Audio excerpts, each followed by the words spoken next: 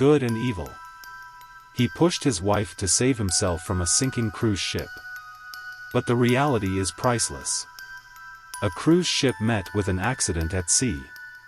On the ship was a couple who, after having made their way to the lifeboat, they realized that there was only space for one left.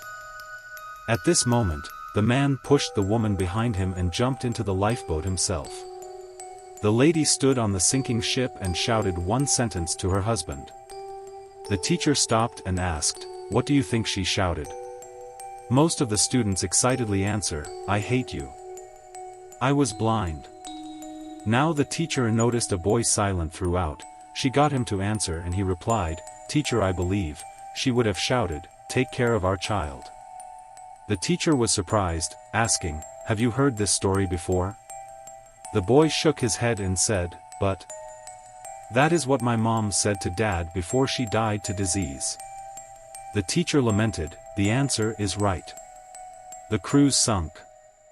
The man went home and brought up their daughter single-handedly. Many years later, after the death of the man, the daughter happened to read the diary of her father. It turns out that when the parents went on to the cruise ship, the mother was already diagnosed with terminal illness. At the critical moment, the father rushed to the only chance of survival. He wrote in his diary, "How I wish to sink to the bottom of the sea with you.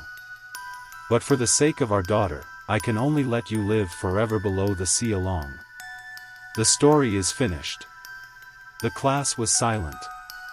The teacher knows that the students have understood the moral of the story, that of the good and evil in the world.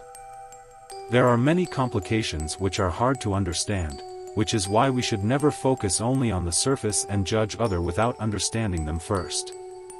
Those who like to pay the bill do so not because they are loaded, but because they value friendship over money.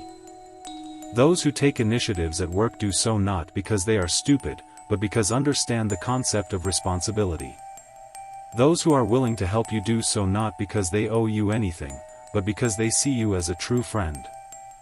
Those who often text you do so not because they have nothing better to do, but because you are in their heart. One day all of us will get separated from each other. We will miss the conversations of everything and nothing, the dreams that we had. The days will pass by, months, years, until this contact becomes rare. One day our children will see our pictures and ask, "Who are these people?" At that time we will smile with invisible tears and you will say, "It was them I had my best days of my life with."